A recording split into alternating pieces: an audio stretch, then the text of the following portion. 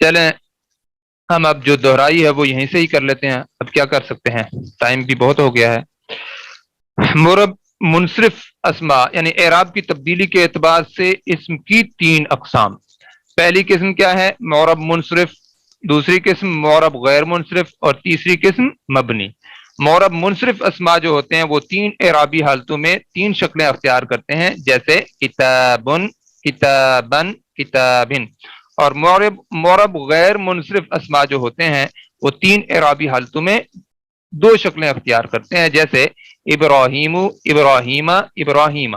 اب آپ دیکھیں جو تیسرا اسم ہے نا، اس کے آخری حرف پر جو ہے ایک ہی زبر ہے، یعنی آخری حرف پر اس نے زیر قبول نہیں کی، حالانکہ یہ ہے جر کی حالت میں۔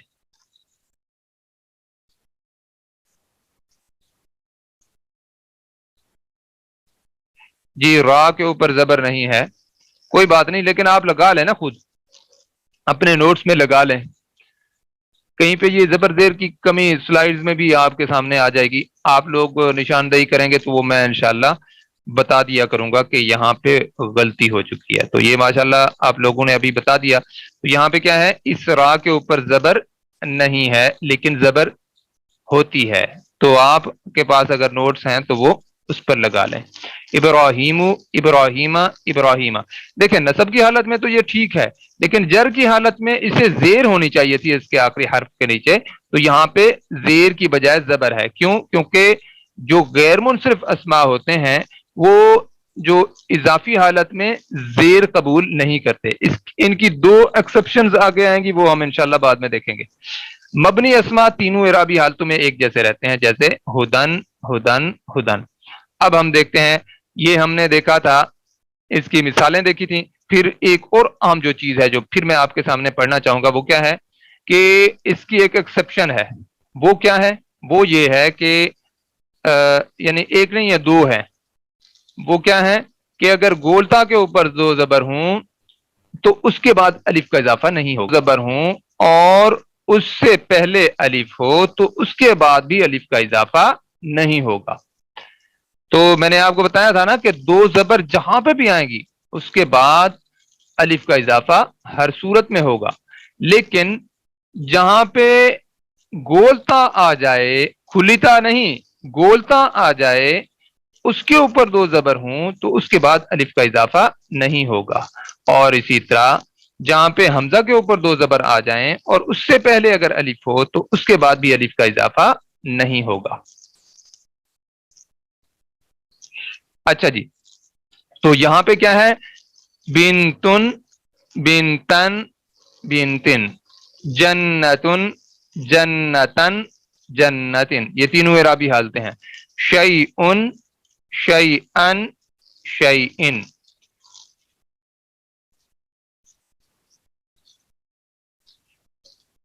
اور اسی طرح سوءن، سوءن، سوءن۔ اور سماءن، سماءن، سماءن۔ اچھا جی، اب آپ دیکھیں غیر منصرف اسماء کی ہمارے سامنے مثالیں آ گئی ہیں جو کہ ہم نے پہلے نہیں پڑھی تھیں، آج ہم پھر ان کی مثالیں دیکھتے ہیں، اس کے بعد ہمارا جنس کا ٹاپک آ جائے گا۔ ابراہیم، ابراہیمہ، ابراہیمہ۔ اب دیکھیں یہ غیر منصرف اسم ہے، آخری حرف پر ایک پیش ہے، رفع کی حالت میں آخری حرف پر ایک پیش ہے، اور نصب کی حالت میں آخری حرف پر ایک زبر ہے، اور جر کی حالت میں آخری حرف پر ایک زبر ہے، یعنی جر کی حالت میں بھی اس نے زیر قبول نہیں کی۔ اب ہم پڑھ لیتے ہیں ابراہیم۔ اچھا یہ میں جب پڑھوں تو آپ میرے ساتھ ضرور پڑھا کریں تاکہ آپ کی بھی جو ہے زبان پہ یہ الفاظ چڑھتے جائیں۔ ابراہیم، ابراہیمہ، ابراہیمہ۔ مکۃ، مکۃ، مکۃ۔ مریم، مریم، مریم۔ اسرائیل، اسرائیل، اسرائیل۔ احمر، احمر، احمر۔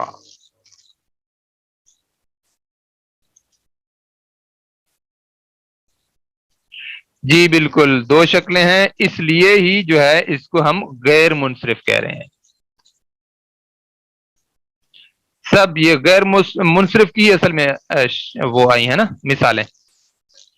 اچھا آگے آئیں گی.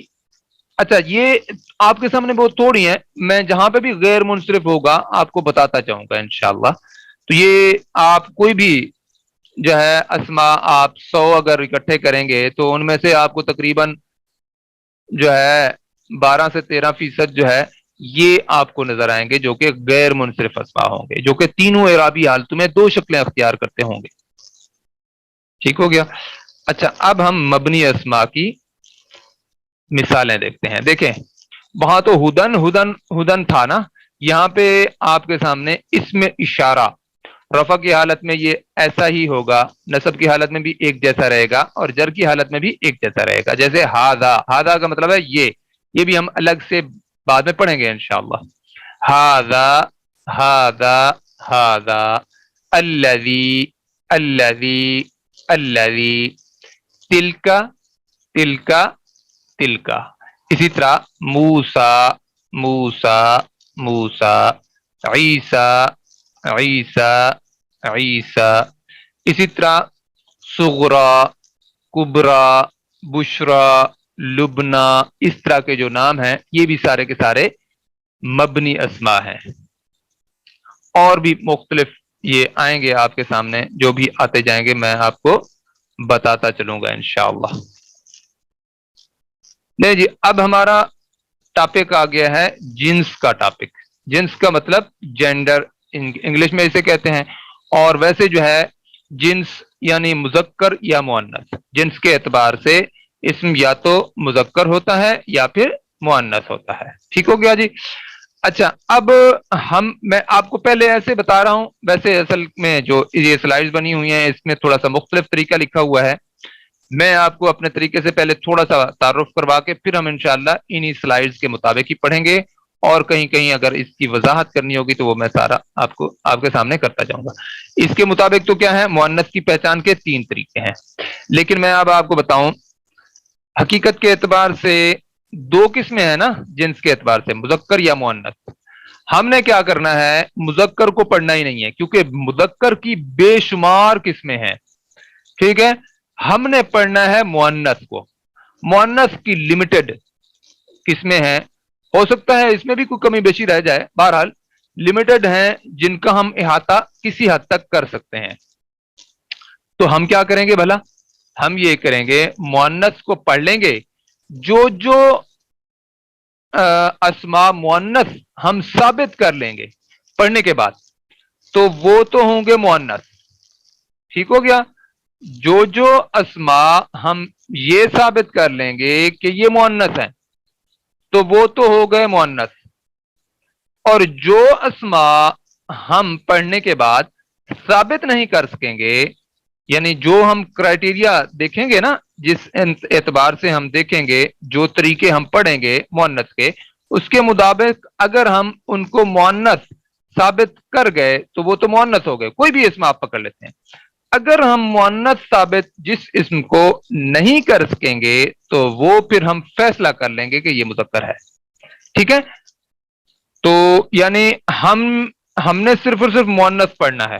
اگر مؤنث اسم ہم ثابت کر لیں گے تو پھر تو وہ ہوگا مؤنث, نہیں تو ہم پھر اس کا فیصلہ یہ کریں گے کہ یہ اسم مذکر ہے. جتنا ہمارا علم ہے اس لحاظ سے ہم نے مؤنث ثابت کرنا ہے. اگر آپ نہیں کر سکتے تو پھر آپ فیصلہ کر لیں کہ یہ مذکر ہے, جب تک کہ آپ کو کوئی اور نہ بتائے.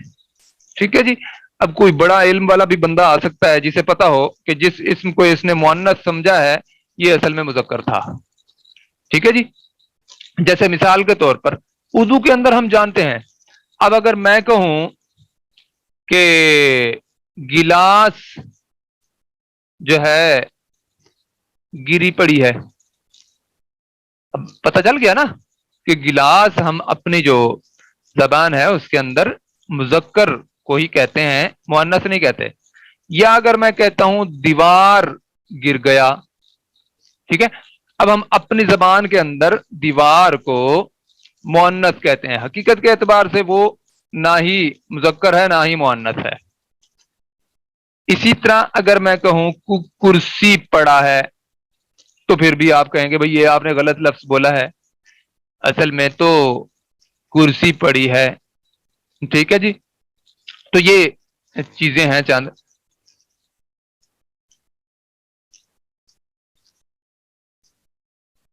ہاں جی، مبنی کا مطلب یہ ہے کہ وہ تینوں اعرابی حالتوں میں ایک جیسا رہتا ہے، اس کے اندر کوئی تبدیلی نہیں آتی. جو ہم گرامر کے لحاظ سے ابھی پڑھ رہے ہیں اس مبنی لفظ کا الگ سے معنی یعنی لفظی معنی کیا ہے یہ ابھی میرے اپنے ذہن میں بھی نہیں ہے. اچھا جی، اب آپ دیکھیں ذرا مذکر اسم یعنی جنس کے اعتبار سے اسم یا تو مذکر ہوگا یا پھر مؤنث ہوگا. اچھا، مؤنث کے اندر ہم نے کیا کرنا ہے، ہم نے دو قسمیں پڑھنی ہے، ایک حقیقی اور دوسری غیر حقیقی. حقیقی جنس وہ ہوتی ہے جس کا مد مقابل جوڑا ہو، اور غیر حقیقی جنس وہ ہوتی ہے جس کا مد مقابل دوسرا جوڑا نہ ہو.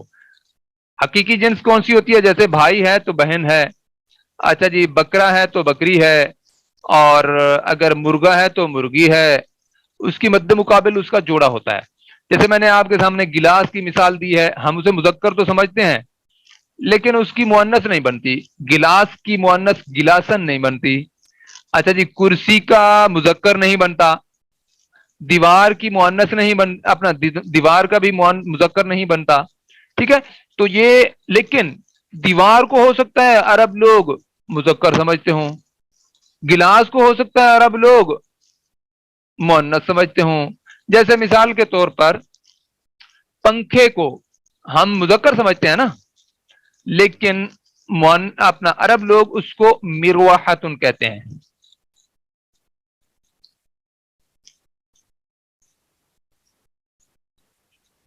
ہاں جی، انہوں نے بتا دیا جی، مبنی کا جو مطلب ہے وہ بنیاد یا بیسڈ آن ہے. ٹھیک ہے جی. اچھا جی، تو میں جو بتا رہا تھا وہ کیا تھا کہ جو مؤنث ایک تو حقیقی ہوتی ہے اور دوسری غیر حقیقی ہوتی ہے. اب اس کے اندر غیر حقیقی کے اندر کیا ہے؟ مثال کے طور پر پنکھا ہم مذکر سمجھتے ہیں جبکہ عرب لوگ اس کو مؤنث سمجھتے ہیں، اس کو مروحتن کہتے ہیں پنکھے کو. اسی طرح مختلف چیزیں ہیں جن کو جو ہے عرب لوگ ہم مذکر سمجھ رہے ہوتے ہیں تو وہ مؤنث سمجھ رہے ہوتے ہیں. کسی چیز کو ہم مؤنث سمجھ رہے ہوتے ہیں یعنی کسی چیز کو ہم مؤنث بولتے ہیں تو وہ اسے مذکر بولتے ہیں. کبھی کبھی ایسا بھی ہوتا ہے کہ جس چیز کو ہم مؤنث جو ہے غیر حقیقی جو ہوتی ہے مؤنث یا مذکر، کسی چیز کو ہم جو مذکر کہتے ہیں وہ بھی اسے مذکر کہتے ہیں. کبھی جس چیز کو ہم مؤنث کہتے ہیں اس کو بھی وہ مؤنث کہتے ہیں. ٹھیک ہے، اس طرح بھی ہوتا ہے اور اپوزٹ بھی ہوتا ہے کہ جس چیز کو ہم مذکر بولتے ہیں وہ اسے مؤنث بولیں گے، اور جس چیز کو ہم مؤنث بولتے ہیں وہ اسے مذکر بولیں گے. تو اس طرح کی کیفیت آتی ہے. اب آپ غور کریں اس بات پر. اب آپ کے سامنے بات آ گئی ہے کہ مؤنث کی پہچان کے تین طریقے ہیں. جو پہلا طریقہ ہے نا وہ حقیقی جنس کے اعتبار سے ہے. وہ کیا ہے؟ لفظ کے معنی پر غور کریں اور مذکر تلاش کریں. اب جیسے مثال کے طور پر امن ہے. اب امن کا مطلب ہے ماں. جس اردو والے بندے کو امن کا مطلب نہیں پتا اس کو تو پتہ نہیں ہے کہ پتہ نہیں امن کس چیز کو کہتے ہیں. جو ہی پتہ چلے گا کہ ماں کو کہتے ہیں تو پھر اس کو واضح ہو جائے گا کہ ماں تو مؤنث ہوتی ہے، چاہے دنیا کے کسی کونے کی ماں بھی ہو. ٹھیک ہے جی. اسی طرح ابن، جب ابن کا پتہ چل جائے گا کہ ابن کا مطلب باپ ہے تو پھر اسے فوراً پتہ چل جائے گا کہ دنیا کی کوئی بھی زبان ہوگی تو باپ کو مذکر سمجھا جاتا ہے. ٹھیک ہے جی. تو یہ چیز ہے، اس کو کہیں گے حقیقی جنس. اسی طرح بنتن، بنتن کا مطلب بیٹی بھی کہہ سکتے ہیں لڑکی بھی کہہ سکتے ہیں. ٹھیک ہے جی. اب یہ جو بنتن ہے بیٹی ہے تو ابنن کیا ہے؟ بیٹا ہے.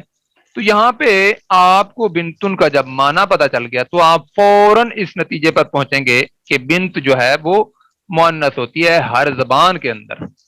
اسی طرح ابنن، ابنن کا مطلب بیٹا. جو ہی بیٹا کا معنی پتا چل گیا آپ فیصلہ کر لیں گے کہ بیٹا ہر زبان کے اندر مذکر ہوتا ہے. اسی طرح ناقاتن، ناقاتن کہتے ہیں اونٹنی کو. اب دیکھیں ناقاتن کا ہمیں پتہ نہیں ہے کہ کس چیز کو کہتے ہیں عرب. جب ہمیں پتہ چل گیا کہ ناقاتن جو ہے اونٹنی کو کہتے ہیں، تو کیونکہ اونٹنی کو ہم خود جانتے ہیں کہ اونٹنی مؤنث ہوتی ہے، تو پھر ہمیں یہ بھی پتا ہے کہ کسی بھی زبان میں ہمیں اونٹنی ہوگی تو اس کا نام تو مختلف ہو سکتا ہے لیکن ہوگی مؤنث، اس کا ہمیں پتا ہے. ٹھیک ہو گیا؟ تو ناقاتن عربی میں اونٹنی کو کہتے ہیں، اور یہ جو ناقاتن ہے یہ مؤنث ہوتی ہے. اسی طرح جمل کہتے ہیں اونٹ کو. اب جمل کا ہمیں پتہ نہیں ہے، لیکن جب اس کا معنی ہمیں پتہ چلے گا پھر ہم اس نتیجے پر پہنچ جائیں گے کہ یہ لفظ جو ہے یہ مذکر ہے. ٹھیک ہو گیا؟ تو اس وجہ سے ہمیں کوئی بھی اسم ہم دیکھیں گے تو اس کے ہم معنی پر غور کریں گے. جو ہی ہمیں اس کے معنی کا پتہ چلے گا ہم اس نتیجے پر پہنچ جائیں گے کہ وہ مذکر ہے یا پھر مؤنث ہے. ٹھیک ہو گیا؟ دوسرا طریقہ کیا ہے کہ اس میں مؤنث کی لفظی علامت موجود ہوگی. مثال کے طور پر لفظی علامات 3 ہیں. ایک تو آخری حرف جو ہے وہ گولتا ہو تو وہ مؤنث اسم کہلائے گا. ٹھیک ہو گیا؟ دوسرا آخری حرف الف مقصورہ ہو، اس کو کہتے ہیں الف مقصورہ. یا ہو اور اس سے پہلے والے حرف پر کھڑی زبر ہو. ٹھیک ہے جی؟ یا ہو یعنی یا جو جس کو ہم سمجھتے ہیں یہ اصل میں ہوتا الف ہے، اس کے نیچے نقطے نہیں ہوتے. اچھا، اس کو کہتے ہیں الف مقصورہ. تو یہ یا ہو اور اس سے پہلے کھڑی زبر ہو تو اس کو ہم کیا کہیں گے؟ ایسے اسم کو مؤنث اسم سمجھیں گے. جیسے اچھا ان کی مثالیں میں بعد میں بتاتا ہوں.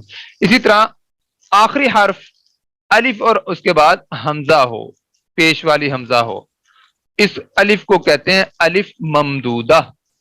ٹھیک ہے جی؟ الف ممدودہ.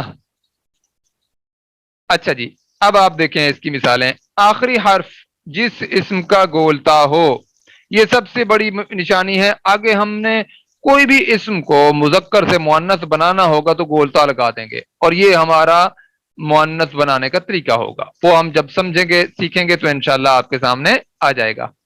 آخری حرف گولتا پر مشتمل ہو تو اس کو ہم مؤنث سمجھیں گے. جیسے جنتن، حیاتن. ٹھیک ہو گیا؟ تو یہ دونوں مؤنث ہیں، لیکن اس کی ایک ایکسیپشن ہے، ایک نہیں بلکہ دو تین کچھ ہو سکتا ہے، کچھ اور بھی لفظ آ جائیں، 3 4 لفظ آ جائیں. تو 2 لفظ میں آپ کو بتا دیتا ہوں. ایک کیا ہے؟ علامتن. علامتو. تو علامہ جو ہے اس کے بھی آخری حرف پر جو ہے گولتا آتی ہے، تو اس کے آخری حرف پر گولتا آتی ہے لیکن پھر بھی ہم اس کو مذکر کہتے ہیں. لیکن آپ ایک چیز بس ذہن میں بٹھا لیں کہ جو گولتا والا اسم ہوتا ہے نا وہ بس مؤنث ہی ہوتا ہے. ہاں اگر کسی مذکر نے اس کا اپنا نام رکھ لیا تو پھر ہم کیا کر سکتے ہیں اس کا؟ جیسے مثال کے طور پر نصرت. اب دیکھیں نصرت نام مؤنث کے لیے استعمال ہوتا ہے. اگر کوئی مرد اپنا نام نصرت رکھ لیتا ہے تو ہم اسے کچھ کہہ تو نہیں سکتے نا. اب ہم اس کو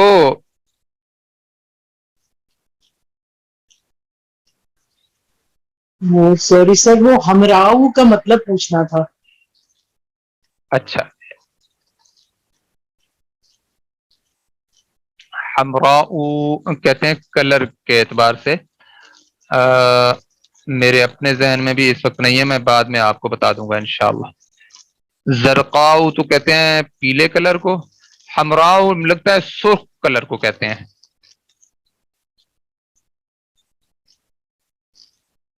ٹھیک ہو گیا جی، انہوں نے بھی لکھ کے بھیج دیا لال کلر کو. اچھا جی، تو یہ مؤنث ہے. دیکھیں اب آپ درمیان میں بولیں گی تو بہت نقصان ہے. کلاس کے دوران جب آپ بولتے ہیں تو ساری توجہ ادھر چلی جاتی ہے. یہ مؤنث اسم ہے، جتنے بھی کلر جو ہے اس وزن پر آئیں گے وہ سارے کے سارے مؤنث ہوں گے. ان کے مذکر بھی ہوتے ہیں الگ سے. ٹھیک ہو گیا جی.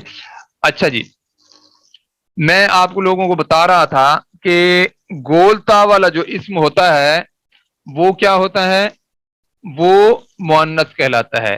آپ نے یہ فیصلہ کر لینا ہے کہ جو بھی اسم گولتا والا ہوگا وہ مؤنث ہے. یہ ایک الگ بات ہے کہ کسی مذکر نے وہ اپنا نام رکھا ہوا ہو. اسی طرح بھائی یہ سمجھنے کے لیے ہم کہہ رہے ہیں کہ ضروری نہیں ہے جیسے، لیکن سمجھنے کے لیے آپ کے دل کی تسلی ہو جائے گی کہ کوئی بھی اسم گولتا تا والا ہے تو بھائی جس کا مجھے پتہ نہیں ہے وہ مؤنث ہوگا. لیکن مذکر بھی ہو سکتا ہے، جیسے علامہ تو ہے، اسامہ تو ہے، اور خلیفہ تو ہے. یہ تینوں نام جو میں نے آپ کے سامنے رکھے ہیں یہ مذکر ہوتے ہیں، لیکن ان کے آخر میں گولتا ہوگی. بس آپ ایک کلیہ ذہن میں رکھ لیں کہ کوئی بھی اسم جو گولتا والا ہوگا وہ مؤنث ہی ہوگا، لیکن اس کو کوئی اس کو جو ہے مذکر بھی اس میں سے ہو سکتا ہے، یعنی ایکسیپشن ہو سکتی ہے اس کی. ٹھیک ہو گیا؟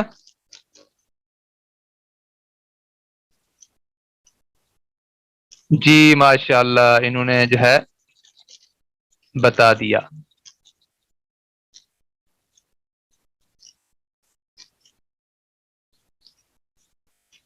اچھا جی، اسی طرح آخری حرف یا جو میں نے آپ کو بتایا ہے، یعنی الف مکسورہ اگر ہے تو وہ مؤنث کہلائے گا، جیسے حسنہ، صغرا، کبرا، بشرا، لبنا، سفلا. اس طرح کے جتنے بھی نام ہیں وہ سارے کے سارے مؤنث کہلائیں گے.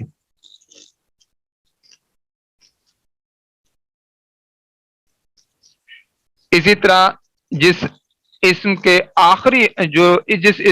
آخری حرف الف اور حمزہ ہو اور حمزہ پیش والی ہو تو وہ بھی سارے کے سارے جو اسماء ہوں گے وہ مؤنث کہلائیں گے، جیسے حمراء، زرقاء. تو یہ رنگوں کے نام ہیں، یہ ان کے مذکر بھی ہوتے ہیں اور مؤنث بھی ہوتے ہیں. جنس کے اعتبار سے جو تیسرا طریقہ ہے وہ کیا ہے؟ اہل زبان کے استعمال پر موقوف ہے، یعنی اہل زبان جو استعمال جیسے کرتے ہیں بس یہ آپ ایسے سمجھے ہم نے یاد کرنے ہیں. اور اس کے اندر بھی چند گروہ ہیں، وہ ہم نے سمجھنے ہیں. کون کون سے گروہ ہیں وہ ہم سمجھیں گے انشاءاللہ. ان گروہوں کو بھی وہ مؤنث سمجھتے ہیں. چند اسماء ہیں جن کو وہ مؤنث سمجھتے ہیں. جو حروف تہجی ہیں ان سب کو جو ہے وہ مؤنث سمجھتے ہیں، جیسے الف، لام، میم.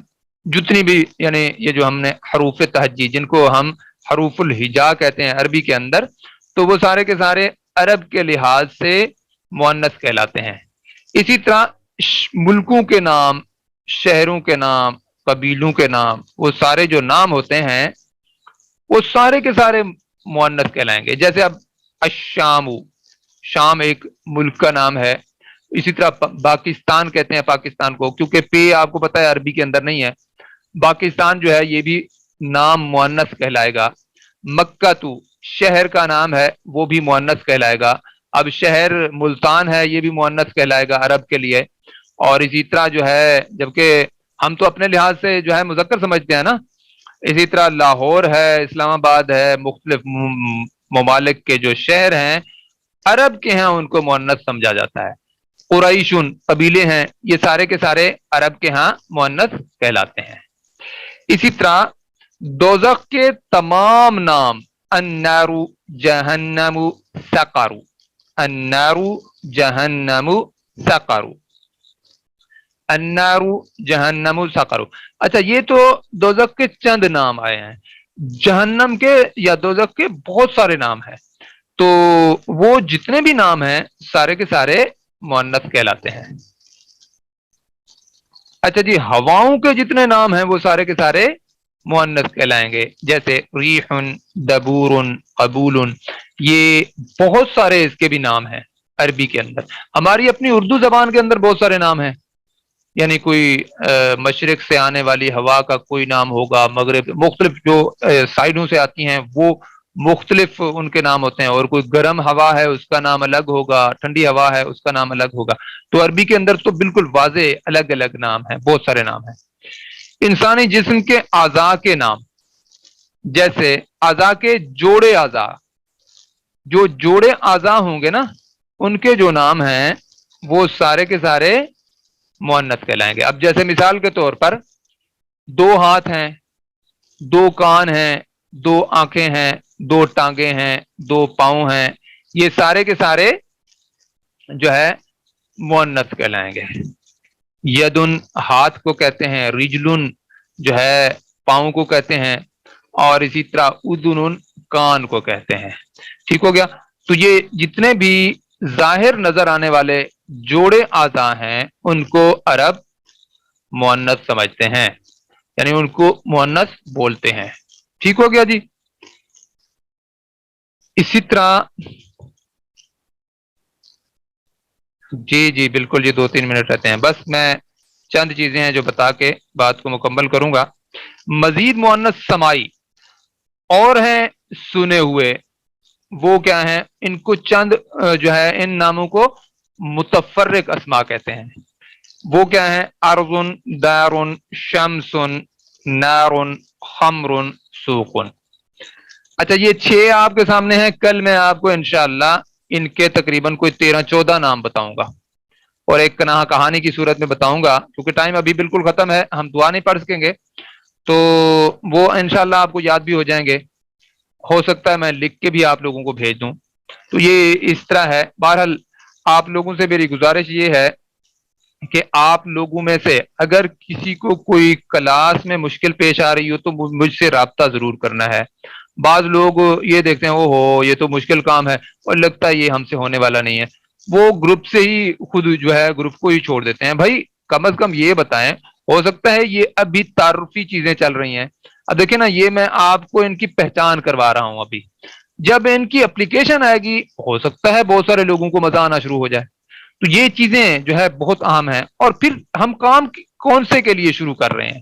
جن لوگوں کو یہ چیز لگ جاتی ہے نا کہ قرآن مجید کے لیے ہم کر رہے ہیں، تو بہرحال وہ ان کے لیے پھر چھوڑنا مشکل ہو جاتا ہے۔